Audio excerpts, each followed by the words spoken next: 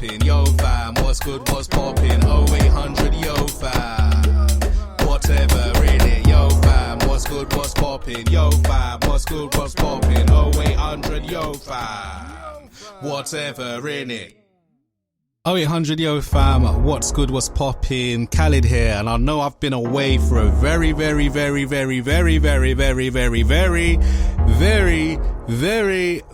long time, but I'm back. How about that? You know, it's been a very interesting time. Can't lie. You know, the last episode I got was when I first had got COVID and I was waiting for my results. You know, it's a mad thing. You know what I'm saying? So that was a very somber episode. Then went on to kind of go through the motions, the fatigue, the everything. I was like, yo, is man really gonna survive this thing? Like, I felt as though, yeah, and I'm not being dramatic, but I felt as though I was on my deathbed. I can't lie. You know, and in between the sleeping, in between the not being able to do much, I was just thinking about legacy. You know, what is my legacy? What would my legacy be?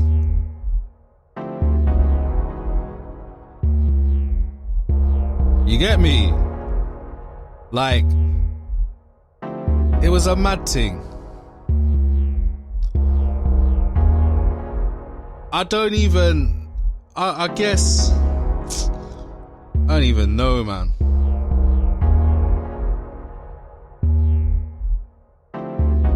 You know? But yeah, I haven't neglected you, tested positive for COVID-19, and all I can say is, it was a very horrible experience.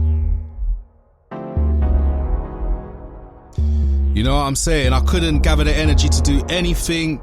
Some of the smallest things like laundry or watching something was impossible. My blood sugar levels were through the roof, so it meant my eyes, I couldn't even see my phone, so I wasn't looking at my phone. I couldn't even watch the TV because my pupils had dilated so much, they was letting so much light in. You know what I'm saying? Like, these are the small things that we take for granted. I spent the first few days bedbound, in and out of sleep, drinking water, going to the toilet, and that's all I was doing. Like, drinking water, getting up out of sleep, going to the toilet, coming back, sleeping, water. You know what I'm saying? Like, a whole 14 days over Christmas and New Year, I was out of action. Imagine that. Christmas is my favourite time of year. I love Christmas. But the way how the COVID thing licked me down, I couldn't even eat food, couldn't see relatives, nothing. Man just had to hold tight in my yard and wait for this thing to pass. You know what I'm saying? I couldn't make beats, I couldn't write, I couldn't even practice Espanol. Like, I fell behind so much. I remember like sending my tutor a message on something like the 22nd. I had a lesson on the 23rd. And around about the 22nd or maybe the 20th, I was like, yo, like, man's going through some bits, so let's postpone this thing. Basically, my whole life was just on pause, innit? I just had to kick back and respect my body needing to be still and fight this thing. I couldn't just get up and try and do anything because I was effed. Even things like going to the kitchen to make a drink or refill my water bottle before I went back into bed was a chore.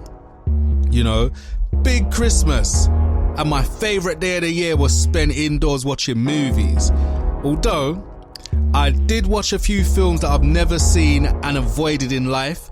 I'm definitely a fan of Chitty Chitty Bang Bang. Stylistically, it's definitely out of this world. I absolutely love it now, especially when they go to Bulgaria. You know, I like the setting of that and whatnot. Like, man didn't have any contact with the outside world. No link up for food, nada, nunca. I remember, like, in the early parts, I think it was one Saturday or something, my girl was like, yo, gonna order Wagamamas. What do you want? Usually, I don't order Wagamamas, innit, because it's a letdown, and plus the plastic that they put the food in, by the time it gets to you, shit, that looks like I'm peaking.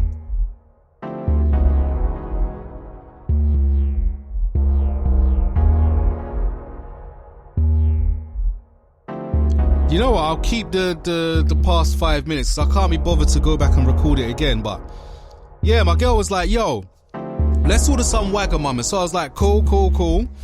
I don't like ordering from Wagamamas because they use these plastic containers that make the food sweat and dry up, and by the time you get it, the food is just dead.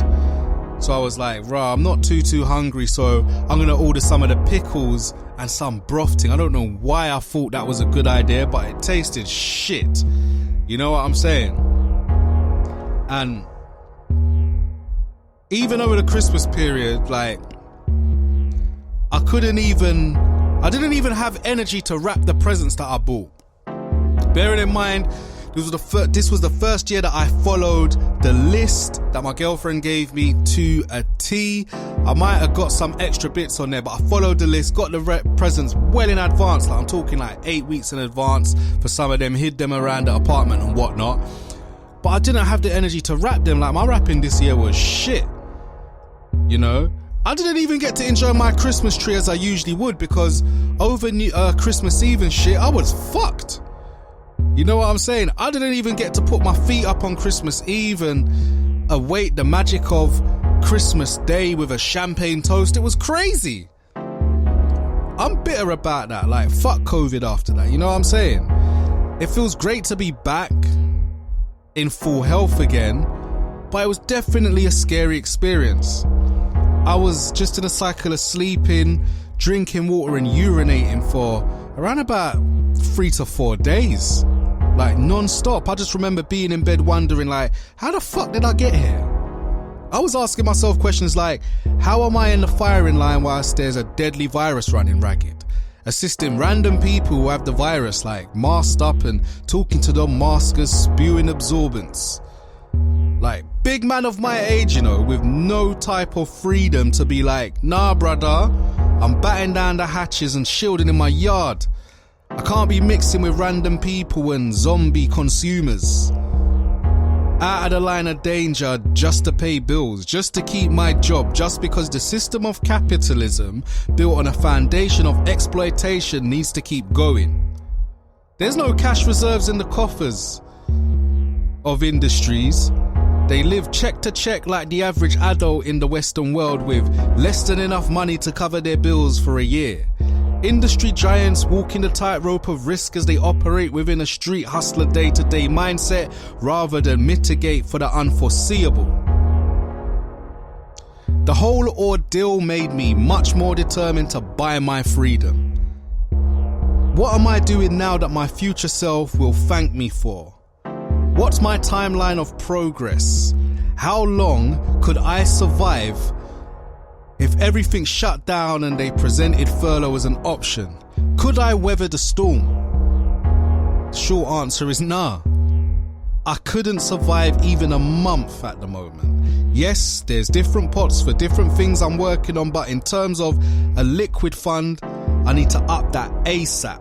Although not and never before I clear some personal debts, which is always the main priority.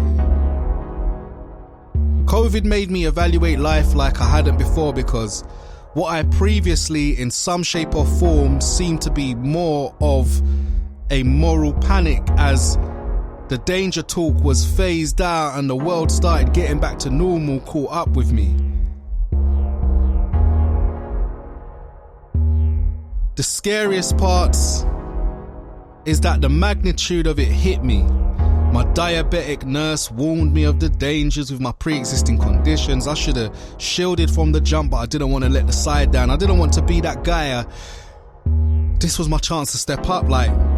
However, I quickly realized how different it would be operating in the COVID era where everything is Zoom, WebEx and distancing. Resources are stretched, so you're confined to the front line. What I saw as the ideal path back in January 2020 quickly became the biggest misstep, as I was in a different ocean where the lines were blurred and there were no clearly defined boundaries. It's pretty much day to day, no forecasting or planning ahead, no originality or shared vision, just a series of tick boxes and happy to have survived the previous week's KPIs. I quickly realized throughout the past year that my grandiose ideas and vision are in some respects wasted in the spaces I frequent.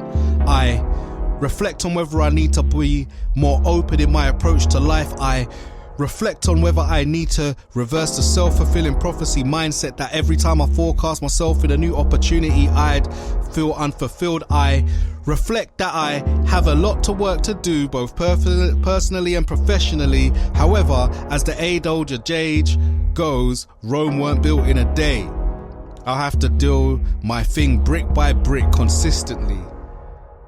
It was torture laying up in bed, too far exhausted and sick to do the stuff I love doing, too exhausted to do stuff that makes me feel alive. I don't think any of you will understand how much of an ordeal that was. I prayed and wished that I made it through. I remember reflecting on whether I would have been happy with what I achieved in life so far, which led me down a vortex.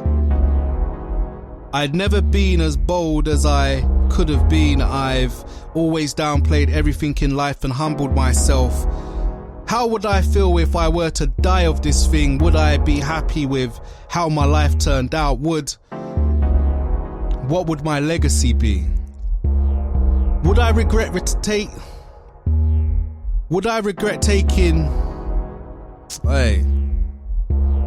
how would I feel if I were to die of this thing? Would I be happy with how life turned out? What would my legacy be? Would I regret not taking more risks? Would I regret waiting such a long time to do whatever I wanted? I learned that too late in life. I found that I had too many things that were unresolved and unfinished, so many things unreleased. I realized that my life is just one big draft box of unexecuted ideas. The title is wildly suggested. Don't get it twisted though. I'm not wallowing in self-pity, nor am I exploiting that I feel ill. I'm just keeping it real with y'all.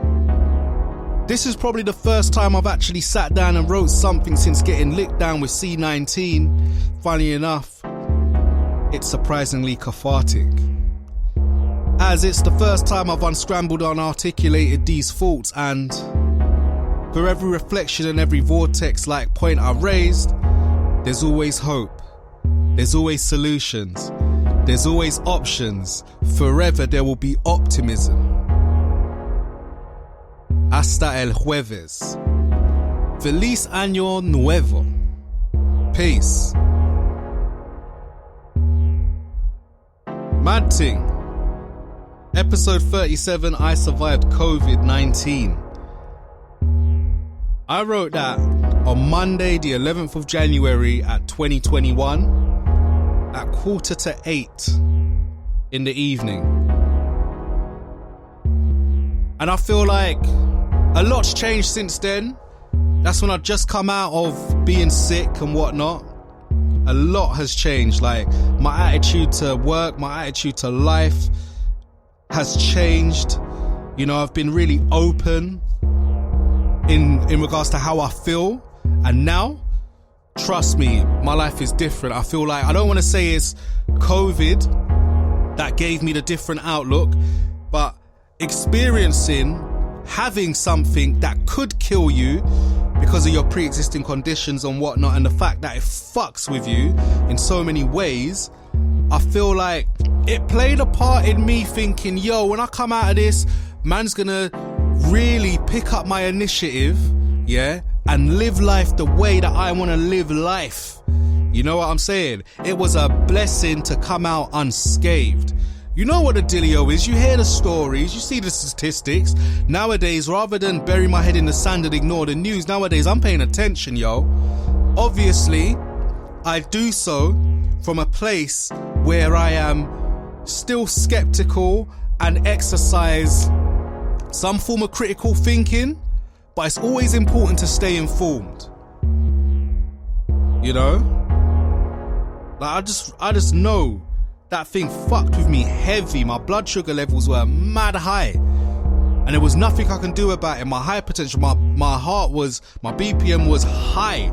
I stopped wearing my watch for like 10 days because I would get all of these notifications. I was like, yo, rather than add fuel to the fire, yeah,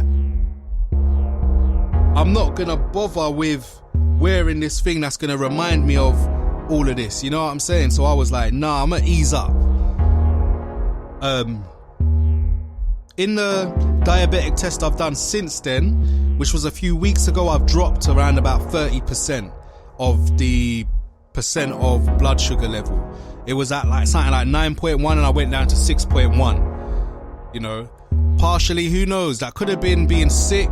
It could have been the fact that, you know, during February, I accompanied my girlfriend while she decided to do a juicing thing for 10 days, and I got to regulate my blood sugar properly. You know what I'm saying? I managed my condition, but now I'm all about that health. I need to get back active. Don't ever get it twisted, but definitely COVID taught me a serious lesson, because I wasn't able to do things that I love doing. I was on hold for like 14 or 16 days. I felt horrible. And I'm not someone that scares easily. You know what I'm saying? Like, I know that one day I'm gonna die in it, but being in a position where you can't move, you can't do nothing, it really made me reflect and think, yo, when you come out of this, you gotta use your initiative, you gotta speak your mind, you really got to give more of yourself, be more forthcoming in life. You know what I'm saying? So that's what I've been doing, yo. Proper things. You know? But I wasn't even supposed to record this episode today. This right here was just supposed to be a test. You know what I'm saying? Because I got a Rode WS2 windshield to replace like my previous kind of windshield thing that come with my shock mount. I wanted something that covers the whole mic and it looks tidy, so if I get into a space where I start recording and streaming at the podcast at the same time, because I'm in the market of looking for a portable camera, one that fits in a pocket. Obviously, you know my steez, I like to travel and, you know, I like to be able to specialize and do this thing properly.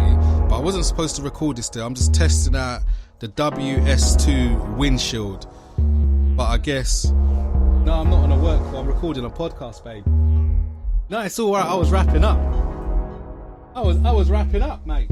I'll come and help you in a minute, but yeah, 0800 Yo fam, what's good, what's popping? I was even going to revert back to the old music, because this music just reminded me of the bad COVID times, but I survived COVID-19, and I'm going to slap that on the title as well, because as inflammatory as it sounds, I really did survive that blood clot ting.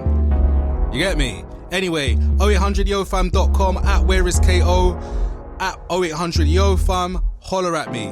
Peace. Yo fam, what's good, what's poppin'? Yo fam, what's good, what's poppin'? 0800 Yo fam, whatever in it. Yo fam, what's good, what's poppin'? Yo fam, what's good, what's poppin'? 0800 Yo fam, whatever in it. Holler at me for the podcast. It's the coldest podcast. I said holler at me for the podcast. Mondays and Thursdays, I said holler at me on the podcast. It's the Wavy podcast. It's like holler at me on the